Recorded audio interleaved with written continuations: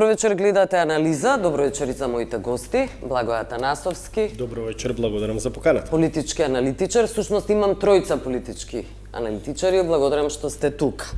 Љузим Фаризи. И Ибрахим Мехмети. Добро вечер. Добро вечер. Одиме почнуваме се разбира со Давос, со светските очи се вперени очите на светот се вперени токму во Давос и сите го очекуваат Трамп, но не и европските лидери, кои еден по еден ги откажуваа состаноците заради разни причини, Макрон, Мерц, фон дер Лајен. Сите имаа поважна државничка работа. Сега, дури почна да говоря за булинг. Еве Макрон, например, како рече, го цитирам, дека преферира почит наспроти булинг. Веќе не се клекнати на колена, а Гевин Нјусам, гувернерот од Америка, изјави требаше да земам куп штитници за колена за сите светски лидери. Се покажа дека такви штитници денеска не беа потребни, откако беа откажани овие средби. Може со вас, Благој Атанасовски? Да, дефинитивно следиме еден нов тренд во меѓународната геополитичка ситуација во светот. После 80 години ние сме современици, сме сведоци на, условно кажано, растурање на тоа трансатлантско партнерство помеѓу Европската унија или големите сили од самата Европска унија или од Европскиот континент заедно со Соединетите Американски држави, овој пат под председателството на староновиот избран американски председател Доналд Трамп, и сите се вчудо видени, вџашени од, да речам, тие нови светски случувања, бидејќи се наоѓаме во една, како да кажам, дури нереална и непредвидлива ситуација во која никој не би верувал дека може воопшто да се случи. Да, дека американскиот председател заедно со неговата американска администрација и американска надворешна политика и дипломатија која тој ја води е многу поблагонаклонет кон политиката на рускиот председател, Руската федерација, и е на еден начин усогласена американската надворешна политика со руската надворешна политика визави европската политика, односно гледаме дека Соединетите Американски држави де факто во вториот последователен мандат на Доналд Трамп се соочуваат со прекинување на тие добри односи со европските партнери и гледаме изјави од челниците на најмокните, најголеми европски земји. Во прв ред, нели, тука е францускиот председател Емануел Макрон, германскиот канцелар Фридрих Мерц, фон дер Лајен, кои веројатно со своите изјави сакаат да се позиционираат визави веќе најавените политики на американскиот председател. Да, Доналд Трамп во однос на, ете да речеме, најавата за анексија на Гренланд, која е самоуправна територија на Данска. Нов економски партнер, се извинувам што ме прекинувам, нов економски партнер во Индија најдоа, например. Да, сакам да кажам едноставно, во овој изминат период европските челници, европските лидери беа многу критикувани дека беневолентно се однесуваат премногу меко. Можеме да ги меко. видиме и пораките на Макрон конечно. Така изгледаат меките. Многу мина велеат дека Европа е премногу лабава, беневолентна, односно не одговара на сите тие нови политики на американскиот председател Доналд Трамп, и во однос на тоа дека Европа треба внатрешно да се репозиционира, да има еден заеднички усогласен став, бидејќи, да кажам, тлее прашањето дали со оваа политика НАТО, безбедносната организација во која САД во прв ред се стожер и гарант на таа трансатлантска воено-политичка организација, може да биде предводник на таквата политика.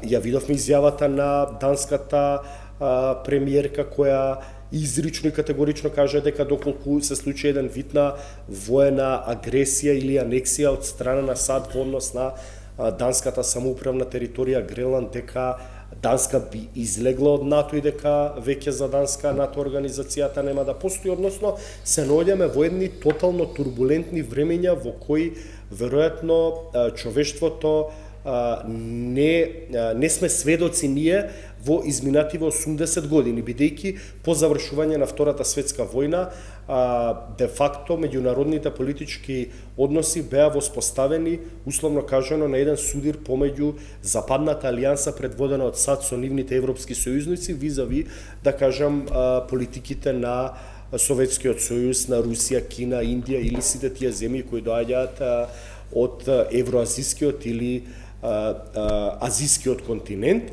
Сега ние треба да следиме во преостанатиот дел од 3-годишниот мандат на председателот Доналд Трамп како ќе се развиваат сите какви изненадувања секојдневни ќе добиваме. Не само секојдневни изненадувања, бидејќи многумина велат дека сета ова игра на нерви, да ја речем, игра на тронови, може да биде проектирана како еден вид на, како да кажам, постојан притисок или пресинг на американскиот претседател во однос на европските партнери за да ги добие неговите, како да кажам, 5 минути за да издейства подобри трговски релации, односи со неговите европски сојузници или европски партнери од другата страна на Атлантикот во однос на прашањето за доминација на САД во НАТО алијансата, но никој не верува дека може да се случи Доналд Трамп да биде тој кој во историјата ќе биде запишан дека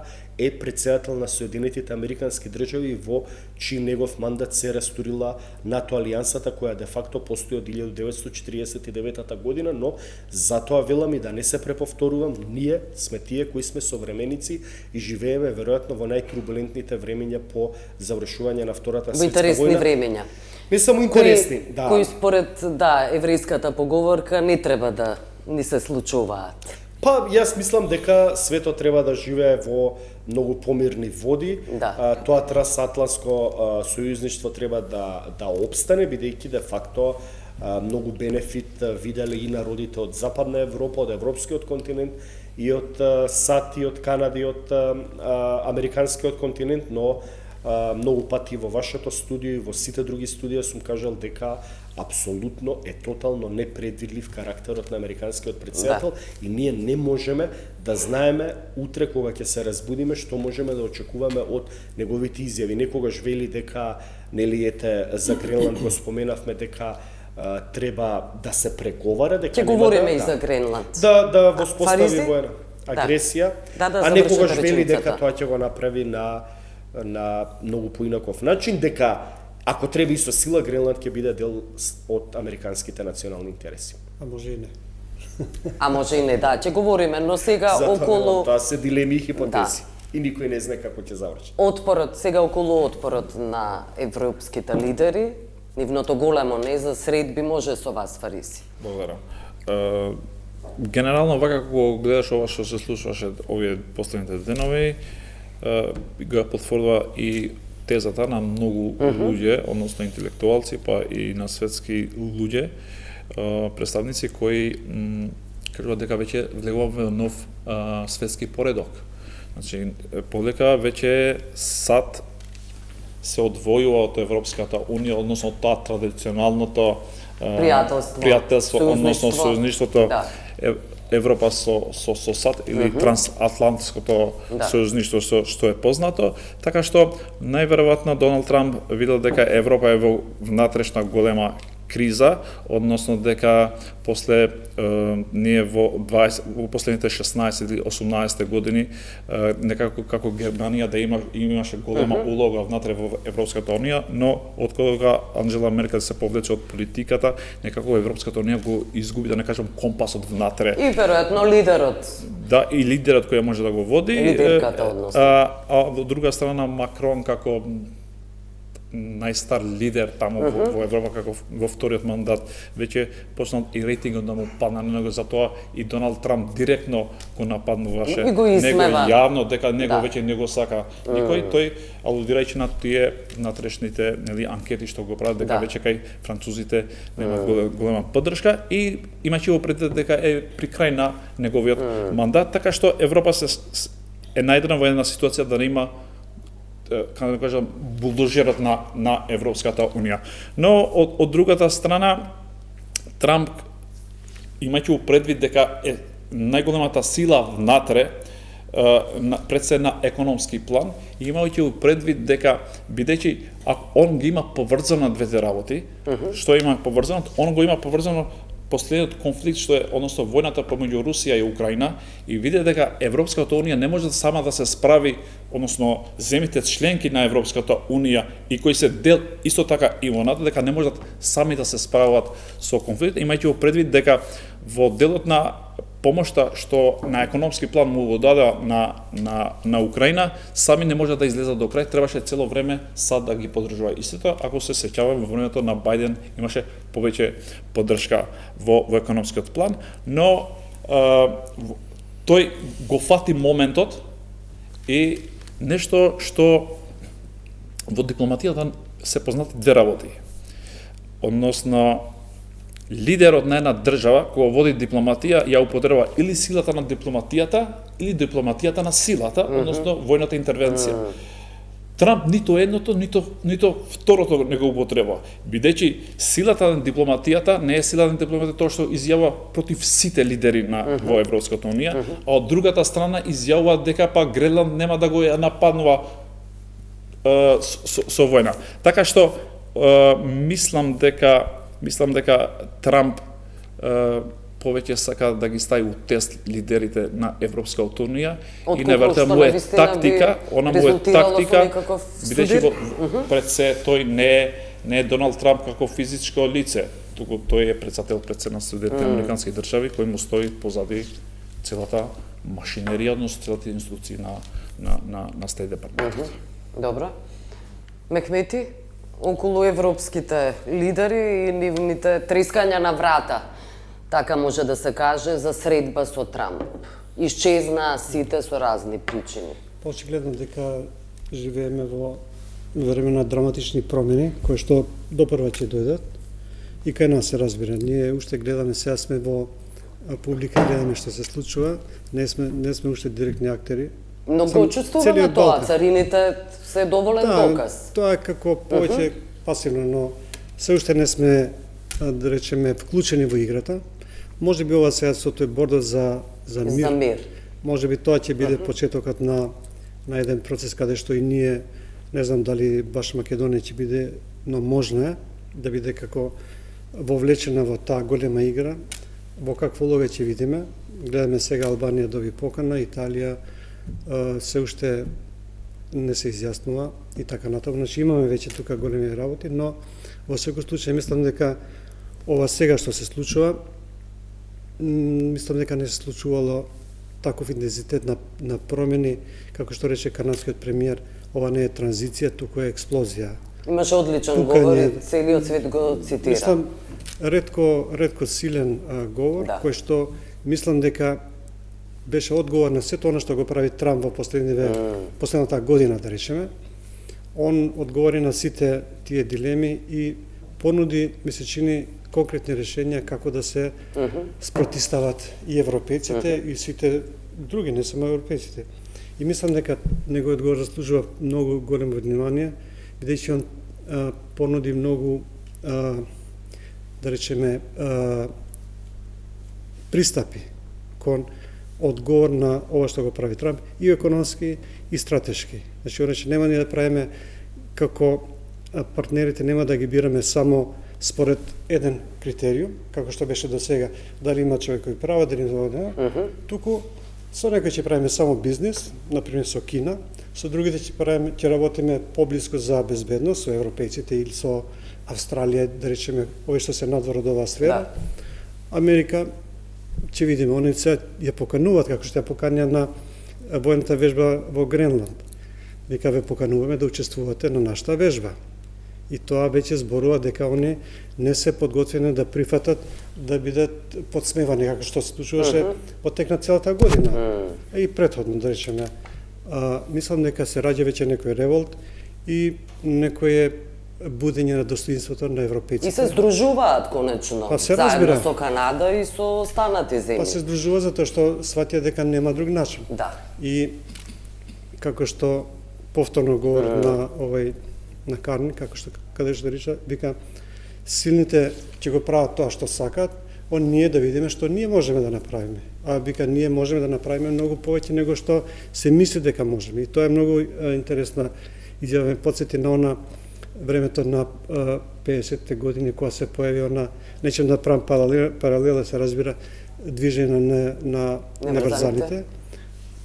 Практично се случува нешто такво. Значи, нече да бидат они не може да бидат партнери со Кина за безбедно или со Русија. Но ќе бидат со Индија и Кина за трговија, за економија. За безбедност, да. Мислам дека они ќе се здружат со овие европски земји, да, кои што се расположени. Го видов, ја ги следев малце повеќе овие, Полска, нели, председател на Полска рече дека Трамп е окей, нечеше да го критикува, но во исто време каже дека ние сме способни самите да се одбраниме, ако бидеме нападнати. Како што рече и овај премиерот или председател на Финска. И мислам дека веќе они ја прифаќаат таа игра на Трамп, против сила одговарат со мудрост, да речеме, но и со здружување во нова констелација на сили, која што може да биде многу интересна и може да роди нов изглед, да речеме, на светската политичка сцена, но се разбира, треба да се види како ќе се одвијат овие, како ќе влијат овие промени во структурата на НАТО и Обединените нации, се разбира, бидејќи ова со бордот на мирот практично го поклопува да заличува на некоја паралелно Совет за безбедност се прави. Таму ќе имам присталици, бидејќи Турција веќе неколку години кажува дека треба реформа на Совет за безбедност, така да може големи работи да се случуваат и се надевам дека ние нема да бидеме како беше наменито, туку дека ќе бидеме на масата. На масата, добро. Дека ќе сватиме што се случува, бидејќи не е лесно да се предвиди во кој правец и која ќе биде позицијата и улогата во таа игра на малите земји од Балканот.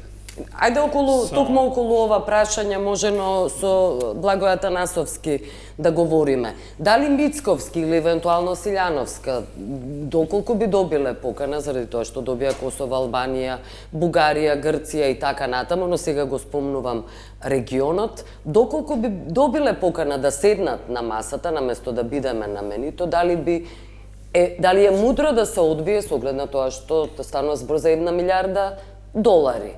Ова е сиромашна земја сепак.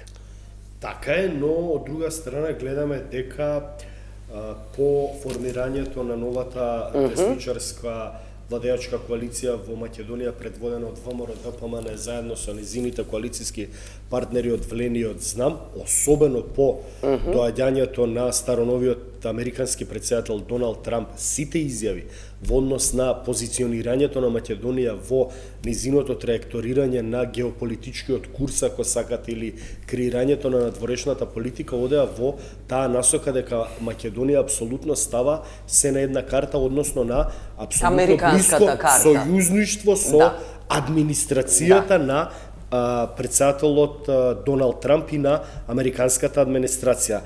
Намерно подвлекувам сојузништво со администрацијата на Доналд Трамп, не со САД како стратешки пријател. Од таа гледна точка мислам дека логично би било ние да направиме се да бидеме условно кажано, како што велеше премиерот, во периметарот или најблискиот периметар на политиката на американскиот претседател Доналд Трамп и се тоа што подразбира под условно кажано надворешна политика на Соединетите Американски држави. Од друга страна гледаме на пример ние некои надворешно политички потези или ситуации на американската администрација предводена од претседателот Доналд Трамп, каде што нели имавме воспоставување на царини кон Македонија од 33%, па Србија 10%, па тоа беше еден вид на ладен туш кон Македонија, па имаше критики или критички ставови кон политиката на премиерот и македонската влада, каква е таа, да речеме, блискост и стратешко партнерство со САД, кога вамве ставаат во земјите во кои има голем процент на да речеме царинето со страна на американската администрација кон Македонија, не толкова колку кон Србија и останатите земји. Од друга страна видовме дека Македонија пред неколку денови или седмици беше ставена во тие 74 земји од вкупно 193 држави кои се членки на Обединетите нации во однос на имиграционите политики на САД, односно стопирање на побарување на имиграциона виза од страна на државјани на Македонија во САД. Замрзнување. Привремено замрзнување. Некои велат, бидеме прецизни. тука се 74 држави, не е само Македонија, но јас велам има 193 држави членки на Обединетите нации, велиме доколку ние сме стратешки партнери со САД, зошто се наоѓаме условно кажано во списокот на црната листа или со црните овци, така да се изразам, така што мислам дека македонската влада, предводена од владачката партија ВМРО-ДПМН и премиерот Христијан Мицковски, Гордана Слјановска Давкова, па и министерот за надворешни работи и трговија Тимчо Муцунски, веројатно би требало по таа логика и аналогија која ја елаборирам досега, како што ставиле на таа карта дека Македонија треба да, условно кажано, се позиционира во нејзиниот надворешно политички курс или за земање на еден вид на геополитика на македонската надворешна политика. По таа логика треба да ви одговорам позитивно на вашето прашање дека треба ние да земеме учество во. Јас велам по таа логика хипотетички. Но каков ќе биде одговорот на македонскиот премиер, македонската влада и како ќе го објасни на македонската јавност конечно? Да, апсолутно. Ќе видиме допрва во периодот што следува, но мислам дека ние дефинитивно со оваа влада заземавме таков геополитички курс, апсолутно да се позиционираме условно кажано 100% на страната на политиката на САД. Мислам дека ние бевме и први како држава и земја од регионот кои ја поддржа, ајде да кажем, специјалната воена интервенција на САД во Венецуела и на еден начин киднапирањето на веќе поранешниот венецуелски претседател Николас Мадуро. Имаше држави кои беа воздржани, имаше држави кои критикуваа апсолутно, бидејќи тоа беше многу специфична ситуација. Јас велам дека на еден начин се суспендираше тотално суверенитетот на Венецуела, која е латиноамериканска држава, но Македонија врз база на политиката која ја градела и гаела во оваа година, година и половина од кога е оваа владеачка гарнитура и коалиција на власт, апсолутно отиде во давање на 100% поддршка на политиката на САД, така што јас апсолутно не би ме изненадило и во однос на ова прашање македонската влада да се позиционира апсолутно во однос на ставовите на САД, на администрацијата на Доналд Трамп. Тоа како ќе биде објаснато во македонската јавност дека треба 1 милиарда евра македонската држава, условно 1 милиарда долари македонската држава или македонската влада за да учествува во обновата на мирот за појасот Газа. Сега гледаме дека веројатно и за други светски жаришта. Сега не е се уште тоа концизно и прецизно објаснато. Првите информации одат нели обнова за мирот во појасот Газа, но мислам дека, како да кажам, ако една држава како Косово, да не ме сатат гледачите погрешно, но која не е членка на Обединетите нации, а Македонија е држава која е членка на НАТО, бидејќи постојано ние нели повторуваме дека сме членка на НАТО и врз база на тоа наше членство во НАТО сакаме да се позиционираме како сериозна држава, не добила покана или се размислува да учествува во еден таков геополитички маштабен проект, а Косово треба да учествува, тогаш ќе го поставиме прашањето каде е Косово во очите на американската дипломатија или во светската геополитичка распределба на моќта, ако сакате, а каде е Македонија, покана на и покана и да речеме да учествува во таа иницијатива обнова за мирот, но сакам да кажам, мислам дека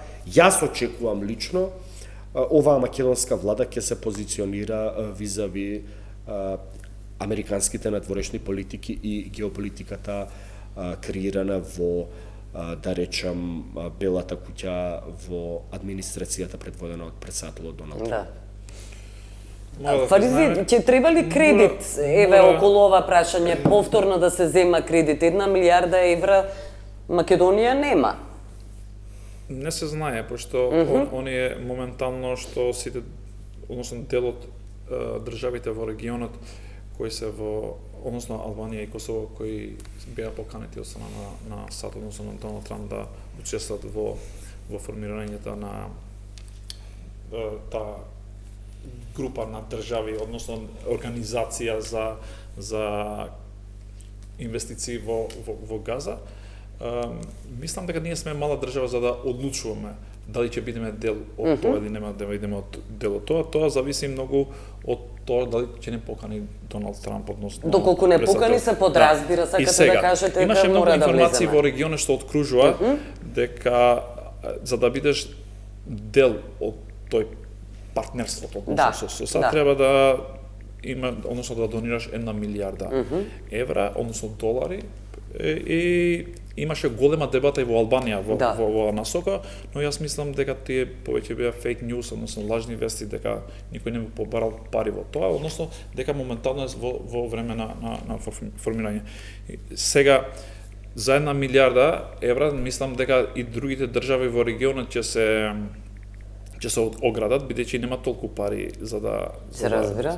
Пред се и сите други држави во регионот живеат од кредит, не дека имат се богати држави, и Албанија, и Косово, па и ред други држави. Но тоа беше условот на Трамп, и државите во светот се и сега ако сите држави, пример, ако ме прашувате лично мене, во насока на тоа како треба да постапува, ние не можеме да бидеме, како што кажува црна овца, сега наспротивна страна, ние да излеземе од тие други држави што одлучуваат во регионот.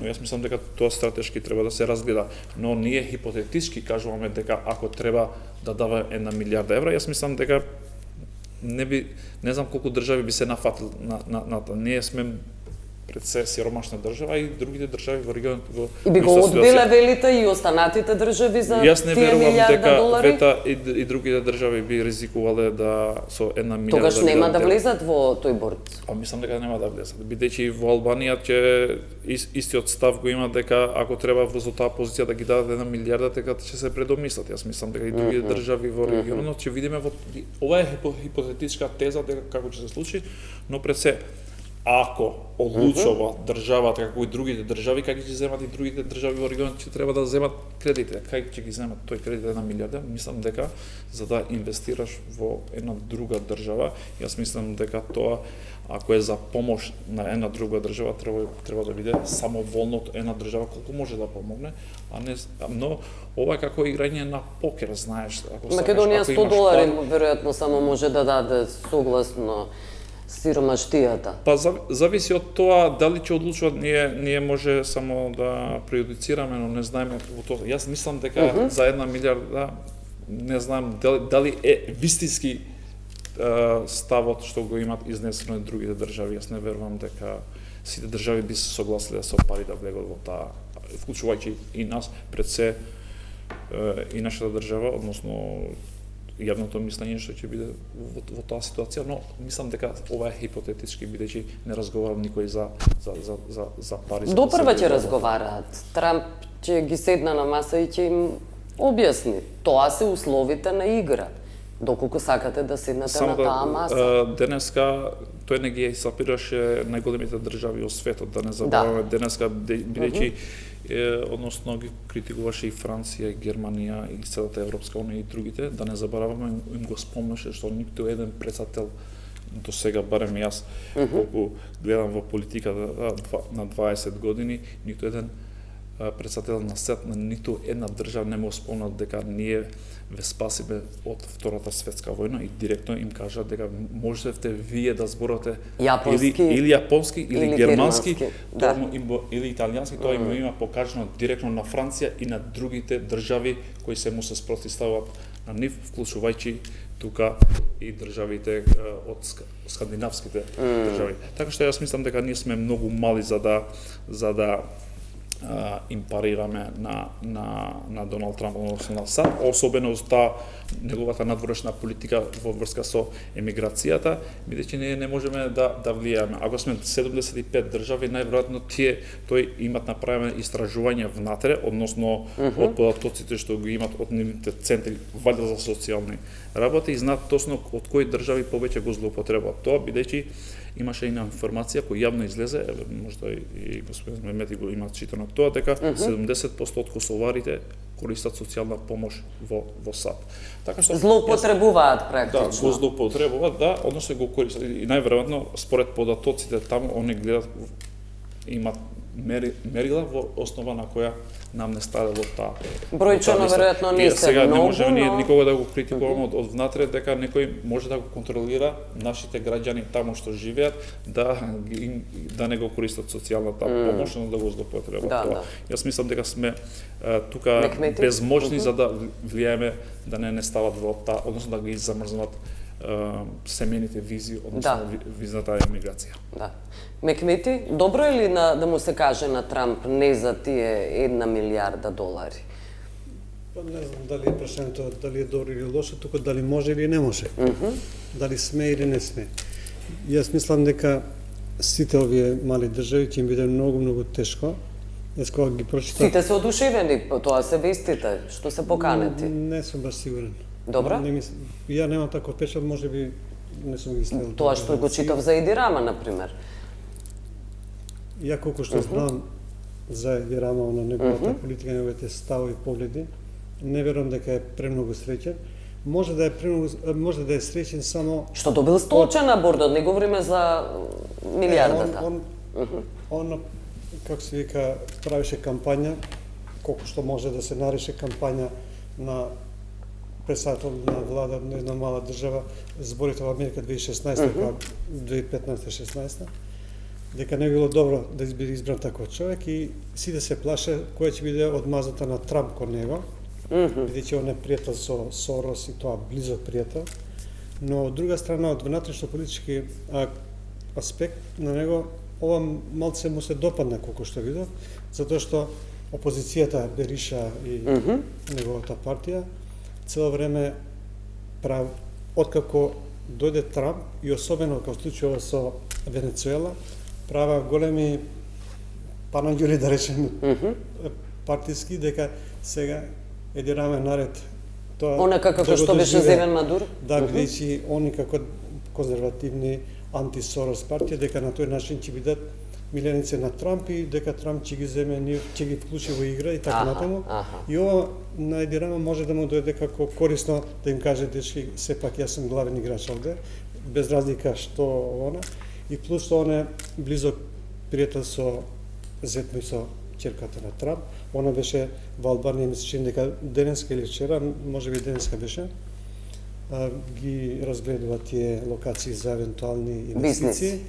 Така да, од тој аспект, да, можеби на него во овој момент добро му дојде такво нешто, но он најде добар, да речеме, излез од лична одговорност или лична дилема и рече дека парламентот треба да одлучи. Веројатно тоа е и во уставот, бидејќи Италија има таков принцип, веројатно они го преземале тој принцип. Не знам кај нас дали е така. Би требало и нашиот устав да предвидува такво нешто, не знам, не би можел за да да кажам. се приклучиме кон некоја меѓународна организација мора да се ратификува од страна на парламентот или па да одлучуваме на референдум.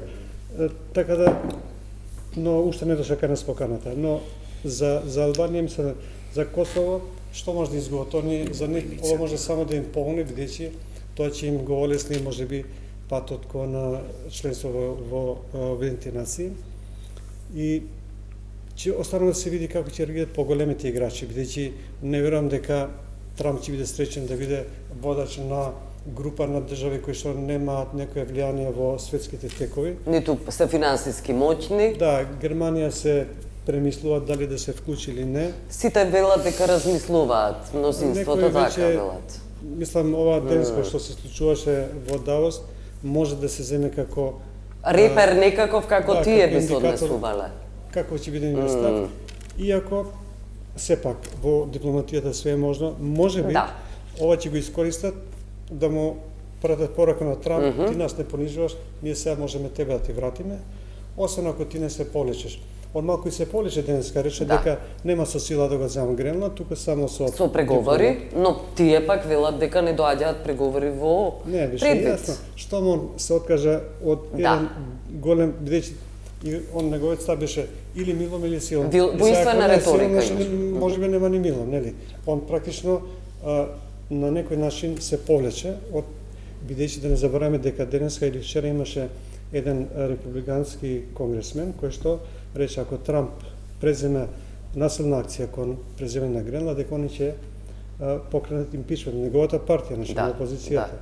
Така да не мислам дека он туку така он вака дава изјави некои неповрзани, некои нелогични, ноншалантни, да. Но кога ќе седне навечер дома, Кој ќе се соочи со реалноста, овие неговите асистенти, бише така се однесуваат како да му се асистенти овие министри за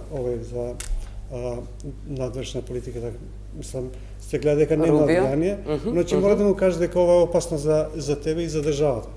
Па предпоставам дека тоа се советите, да.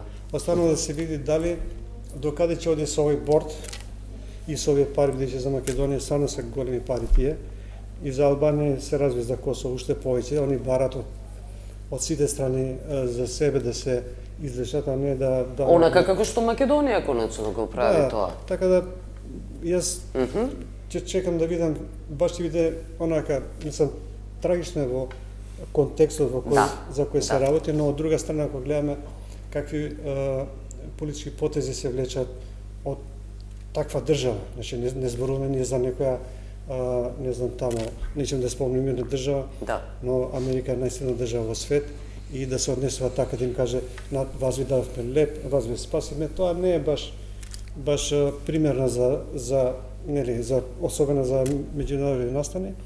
И ова што они ја напуштаат и го бойкотираат практично, кажува дека веќе не се спремни да толерираат како што ги третираше во Вашингтон кога ги местеше тамо како да се како да прес конференција, така да. Мислам дека нема да биде туку така дека он све ќе диктира, дека овие само ќе следат и ќе се повинуваат, туку дека ќе има отпор. И сега можеби да изгубат и двете страни или може да се повлечат, особено едната страна која што е најсилна, бидејќи и на Америка мислам дека нема да и биде баш најполно да се конфронтира со сите овие сојузници, бидејќи силата колку западни да е голема, демократи, да. Види он сите држави, особено овие суперсили, имаат потреба да имаат некакви бази, да тие авиони може да летаат од една од друга страна, кога мора да има негде да се стимне, нели да се војската за било која операција, дали е војна, дали е безбедносна, дали е политичка, мора да има сојузници и мислам дека он нема туку така да продолжи да се откаже да се конфронтира и да ги срозува и своите позиции. Мислам на Америка како светска суперсила, бидејќи и нејзината позиција може да се промени ако направат погрешни потези. Добро, мораме со реклами да одиме и ќе... Само да се поврзам, ако ми дозволите 20 секунди. Добро, 20, предпоставам може. Да се поврзам со Мемети. Кратко, Доналд Трамп изјави дека нема со сила да го зема, но на крај изјави дека Гренланд ќе биде наше. Да.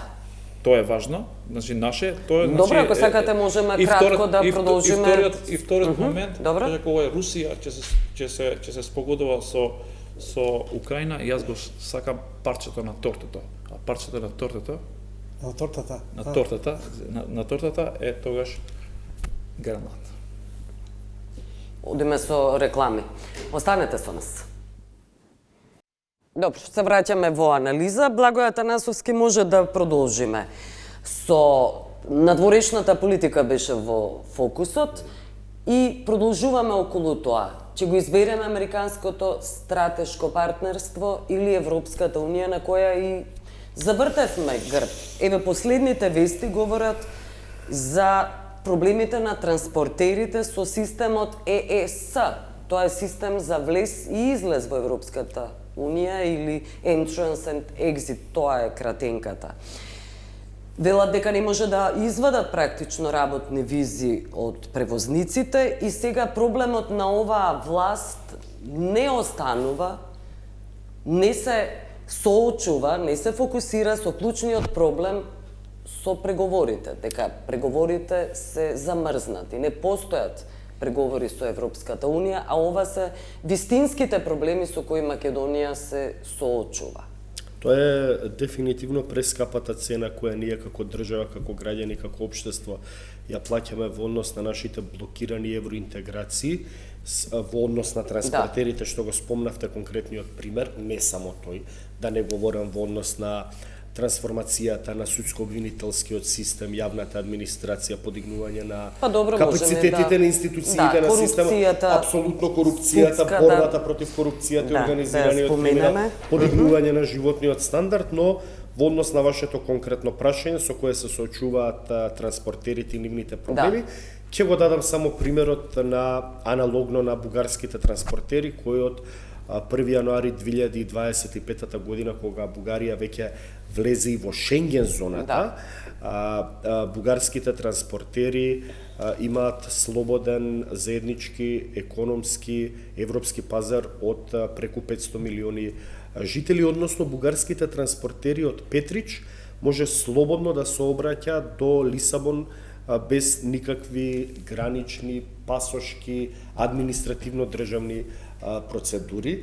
Тоа е бенефицијата која ползуваат бугарските транспортери, и кога Бугарија влезе во Шенген зоната имаше информации дека неколку милиарди евра годишно ќе заштедуваат бугарските транспортни компании и сите оние меѓународно транспортни бизниси кои се обраќаат низ европските коридори, а кои се бугарски компании. Во однос на конкретното прашање дали ние треба да се двумиме меѓу надворешна политика на американско стратешко сојузништво со администрацијата на Доналд Трамп или продолжување на европреговорите, јас секогаш сум велел дека јас сум човек кој искрено верува во максимата дека Македонија, македонското општество, граѓани и држава може да направат ефикасен, квалитативен и квантитативен, ако сакате, напредок во однос на подобрување на сите ужасни катастрофални состојби во општественото живење, ако сакате, во подобрување на капацитетите на институциите на системот, средување во судско-обвинителскиот систем, зајакнување на независна и ефикасна јавна администрација, подобрување на животниот стандард, борбата против корупцијата и организираниот криминал, ако сакате и борбата против амбиенталниот воздух, бидејќи Македонија многу пати сум велел дека веќе се наоѓа во класификацијата на најзагадените држави во Европа, ако сакате и во светот. Единствено гледам преку асоцијативните преговори со Европската унија, бидејќи не е тоа мој личен став или мое лично стојалиште, јас секогаш сум ги давал компаративно примерите од државите на југоисточна и источна Европа кои се посткомунистички, многу слични со состојбите и општествено политичките услови на Македонија и македонското општество по распадот на комунизмот во 1989 година, кои денеска се полноправни членки на Европската унија, почнувајќи од балтичките држави Естонија, Летонија, Литванија, продолжувајќи со Полска, Чешка, Словачка, па ако сакате и Орбаново, Унгарија, завршувајќи со Словенија, каде што почнувајќи на табелата во 1991 година Македонија се наоѓала на исто рамниште со една Летонија и Словачка. Денес по сите параметри и Летонија и Словачка имаат 3 пати подобар бруто домашен производ по глава на жител во однос на Македонија, многу посредени институции на систем во однос на функционирање на судско-обвинителскиот систем. Да, и таму има проблеми, и таму има корупција, но на кантар вие кога ќе ставите партизацијата на јавната администрација или функционалноста на системот или клиентилизмот во судско-обвинителскиот систем е неколкукратно помал во Летонија и Словачка како држави и општества во однос на Македонија, бидејќи по сите параметри кои јас секојдневно ги читам, Македонија веќе заостанува зад Албанија и зад Босна и Херцеговина во однос на животниот стандард, функционалноста на институциите или, ако сакате, организираниот криминал и корупција. Затоа велам дека јас секогаш сум бил поддржувач на трасирањето на европскиот пат на Македонија, бидејќи гледам дека преку примерите на поранешните социјалистички држави од источниот лагер, што се вели од поранешните држави на Варшавскиот пакт, тие држави направиле квантитативен и квалитативен скок во нивниот државно правен и општествен развој и се развивале многократно повеќе и подобро од Македонија, имале една, да речам, приближно иста стартна состојба при распадот на социјалистичкиот лагер во 1989 година. Добро. Ајде, Фаризи. Или не треба да се исклучува едно со друго?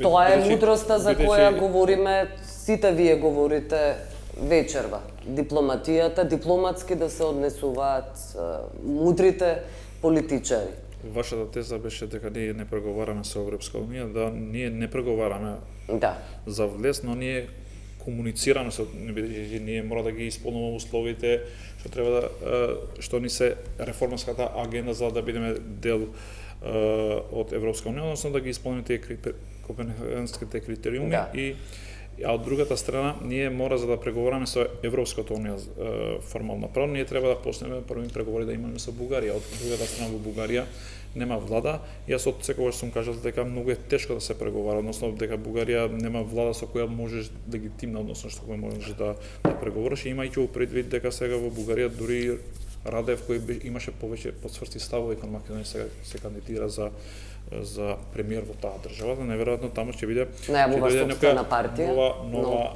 нова ера, односно нова политика која може да биде уште поостра кон нашата држава. А што се однесува на стратешкиот партнерство што го имаме со Соединетите американски држави, ние мораме малце да бидеме предпазливи, односно ние сме мала држава, ние треба да имаме комуникација со сите, бидејќи ние испаѓаме во континентот Европа, но од друга страна да не забораваме дека историски гледано, а историјата треба да ја читаш за да ја знаеш и нината на една држава, секогаш Европа како континент, односно државите кои ги предводил и Првата светска војна и Втората светска војна, секогаш било против нас, да не забораваме, само Вудро Вилсон, значи 14 познати точки што се кои ги подружуваше малите етникуми, односно малите нации низ светот, за да можат да имаат своја држава. Така што денеска благодарејќи на таа филозофија, на тој концепт на Вудро Вилсон, ние денеска ја име нашата држава, односно Република Македонија. Така што јас мислам дека со Соединетите американски држави треба да го држиме тој стратешкиот партнер, а од другата страна ние треба да ги исполниме не критериумите за влез во Европската унија, но треба да ги исполниме критериумите за добар живот во нашата држава. Сопствените критериуми. Да, јас секогаш имам тој став јавно дека ние треба да ги исполниме побарувањата што очекуваат нашите граѓани, односно ние треба да правиме реформи не за да влеземе во Европска унија на крај на краишта, но за да имаме добар живот односно добар живот во нашата држава за сите граѓани кои припаѓаат на нејза. Добро. Ибрахим Мехмети, што велите? Треба ли да се исклучат една од друга овие опции или паралелно онака како што предлага Фаризи? Секако дека не треба да се избере еден или другиот. Да. Тоа не можат ни поголемите сили, камо ли ние, но од друга страна треба многу внимателно да се одржува таа комуникација. Бидејќи кога имаш, во нашиот случај мислам дека не е баш балансирана комуникацијата, кога заврши изборите во Америка имаше нека еуфорија дека сега карикирам, нели, што Европска унија, ние сме пријатели со Америка, Америка ќе ни помогне. Америка може да помогне секако, особено на помалите, и точно тоа што го кажа господин Фаризи, дека особено малите народи, држави, историски и актуелно, имаат потреба некаква поддршка од поголемите сили, бидејќи, нели, зависи од констелацијата географска, политичка, може да се појави таква потреба и тоа го гледаме постојано. Но од друга страна, ние сме во Европа. Тоа и сите наши влади кажуваат дека ние сме Европа. Практично и точно дека ние сме Европа, нели географски, но и политички треба да видиме. На Европа и беше свртен грб околу резолуцијата на Обединетите нации што се однесуваше на Украина. Они мислам дека тоа не замерат, знаат зашто е тоа така. Добро. Но ако ги гледаме работат околу нас, Румунија, Бугарија, да не одим подалеку, Полска. Тие сега се за нас Америка, што нели као Словенија, тој израз. Чешка, Колоквијално. Естонија. Не, кажано. Чешка пак нешто, но овие беа Бугарија, па ти Румунија имат огромен пораст во економиите и во сите сфери, па дури Албанија која што ги Само извинете, јас ги пратам тие параметри 8 пати Полска, полските граѓани го имаат зголемено бруто домашниот производ по глава на жител од 1990 година до сега преку тие евроасоцијативни преговори, да. Романија, да. А номинално е 4, мислам. Така е, да, ама тоа е огромен напредок Се и за разбира, Романија се и Полска, особено што се држави од 40 и 20 милиони жители. Кај нас е трагичното што ние, извинете, ви влегува во збор, Така. ние не може да се средиме како држави, како општество, а сме Милион граѓани, и милиони пол. 800.000, еве да речеме по последниот попис од 2021 година, официјално живееме 1.830.000 граѓани. Тоа е колку еден главен град Белград или Букурешт или Будимпешта, Или и Софија. ние ги, да, или Софија 1.400.000, сакам да кажам, цело време ги преповторуваме овие 35 години на независност, истите проблеми. Тоа е жалното и трагичното за оваа држава и за незините граѓани и за незината иднина. Од времето на комунизмот кажува луѓе што патувале, ја не сум патувал толку пати, повеќе сака на запад. Романија, Полска, да. на пример, вика има не знам колку 20 злоти и тоа луѓе што со вистински не анекдоти, него вистински настани, вика и се мислат ако одам со трамвај или со автобус или да купам вестник. Значи толку има пари човек во една таква држава и вика обично купува вестник и пешача на Во работа. Македонија И таков тоа заслужува избор анализа. никогаш немало се А ние- за вестник ние- никогаш. Во време Не, на комунизмот ама се купуваа вестници. Овде луѓето одат Дали да во користите јавен превоз или да купите Да, вестник? тоа да сега во речеме. моментот да, во шопинг во Македонија е Италија, тешко. во Грција. И сега, ако гледаме они, јас Каде е Полска, да. имам комуникација од луѓе, колеги, поранешни и сегашни, што ми кажуваат, просто е вчудени, Видувачки, вчудени видувачки, да. видувачки. Тоа е збора, Видиш да, каков вчудени напредок видувачки. имат и слики што гледам луѓе што ми праќаат пријатели и каков стандард. Полските Тоа е чудесно. градови, Полска. полските Особено. градови личат на западноевропски градови, веќе нема никаква Инфраструктура разлика. и све. Апсолутно, зборам Сега, по инфраструктура. Па и Албанија колку 90-та година, мислам дека 10% ние имавме поисоко GDP од Албанија, сега они имаат два пати повисоко од нас, номиналното. И поентата е во тоа што да во ред, еве има застои. Сега ја можам да критикувам колку сакаш, но еве ќе речеме дека владата има право. Зошто не ќе да преговара со Бугарија, иако јас не сум баш убеден во тоа, но ете, ќе го земе тоа. Кај се тие реформи, каде таа економија, кај се тие Бугарија не ги спречува да прават Нема реформи. ни можности да сака, не може. Инвеститорите кај се да вложуваат, каде туризмот да се, нели, CNN рекламиравме, не дојде никој. Албанија врија 12 милиона има за 9 месеци туристи. Во ред ние немаме море, ама имаме и ние имаме Да, и можности за Чешка нема туризам. море. Па, И Унгарија Србија нема нема море, па Србија има Така е. туристи, голем број на туристи има Србија, да не збориме за други држави. Само да ве надополнам, оно што го говорите, јас постојано сум велел.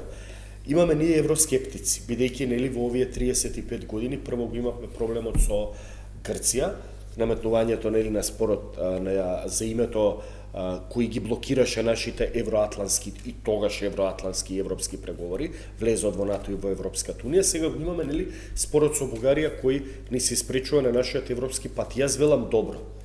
Да прифатиме дека е така. Да не сакаме да одиме да се интегрираме кон Европската унија, бидејќи се соочуваме условно кажано како што вели оваа владеачка партија, интелектуалци, ако сакате општественици пе медиуми, дека не е принципиелно од страна на Европската унија постојано да не се поставуваат такви непринципиелни барања услови надвор од тие предвидени копенхаѓенски критериуми. Но јас велам, ако ние како држава имавме институционален и човечки капацитет да ги средиме сите тие состојби за кои граѓаните имаат потреби во однос на правосудството, судско-обвинителскиот систем, ефикасна и независна јавна администрација, функционални институции на системот, здравство, образование, подигнување на животниот стандард, тогаш јас ќе бидам прв кој во емисиите во јавноста ќе вели дека таа Европска унија нам не ни треба. Но јас постојано велам, Ние покажавме и докажавме дека овие 35 години нашите политички елити прво немаат политички капацитет, умствен капацитет, визионерски капацитет, потоа и граѓаните не беа тие кои покажаа таков капацитет да го трансформираат општеството и ние да живееме во уредена средена држава. Трансформираат општеството. Да, политичките елити треба, ама граѓаните треба да бидат, да речеме, да го дел од, да, политичките елити треба да го усмерат граѓанскиот и општествениот дел. Па не сам и граѓаните И да, ама граѓаните да бидат партиципиенти во политичките елити кои ќе ја водат државата во еден траекториран правец. Дали ме разбират? И сега јас гледам дека ние од 1990 година до денеска сите политички елити апсолутно катастрофално се однесува во однос на барањата на општеството и на граѓаните за трансформација на општеството. Ние живееме веќе во тотално апатично и депресивно општество, каде што постојано кажуваме дека имаме катастрофални проблеми, не знаеме како да ги решиме, се преповторуваат проблемите не години за години, децении за децении, имаме масовно иселување, тоа на крајот на денот и премиерот го констатира во неговите говори дека се соочуваме Но вели дека почнуваат да се враќаат. Депопулација, масовно иселување, се поставува под знак прашалник за 20-30 години дали нам ќе не биде функционален здравствениот и пензискиот фонд. И на крајот на денот велиме да не одиме кон Европската унија, односно да не преговараме, за да си ги средиме општествените состојби, дај ние да си ги направиме реформите. Јас велам да. Еве, што правевме овие 35 години, зашто не ги направивме овие реформи? И ќе речете да, може би сгрешивме, ќе дадеме и нови 35 години. Ќе дадеме, ама ако ги промашиме и наредните 35 години, ако промашиме упропастување на наредни 2 или 3 генерации, и ние Македонија од 1800 жители, што јас лично се сомневам, дека номиналното население во Македонија е 1800 жители, но реалното, физичко присутното население во Македонија, не верувам дека е 1.800.000 жители. За 30-40 години, ако дојдеме под 1 милион жители, со оваа тенденција на депопулација и масовно иселување на овој морталитет, ние де факто ќе имаме проблем во одржувањето на здравствениот и пензискиот систем. Може ли, да, на крај сме заради тоа, да завршиме, може ли со Гренланд вашите предвидувања? Само може да се надврзам Може, со ако сакате. Драгоча, пошто цело време Кратко, да. Бидејќи за да правиме за дебата за внатрешната политика ти треба една емисија за да можеме барем нешто да кажеме. Но кога правиме треба да за да отвлечеш ситуацијата треба да направиш компарација со една друга ситуација. Јас и во моите излагања у минатото ние како граѓани сме криви, бидејќи секогаш во минатото кога бидејќи ние кажуваме дека 35 години не одиме на добра насока. Да. Не дека ние ако влеземе, односно ако почнеме преговори со Европска унија, не е дека одма ќе бидеме богата држава. Тоа нема да биде, бидејќи некој пари нема да ни даде онака. Ние не може да имаме спорева со Албанија, бидејќи Албанија веќе има развиен туризам, а гледаш дека целиот свет веќе инвестира во туризам, и пред се во таа насока она е посилна држава од наша страна.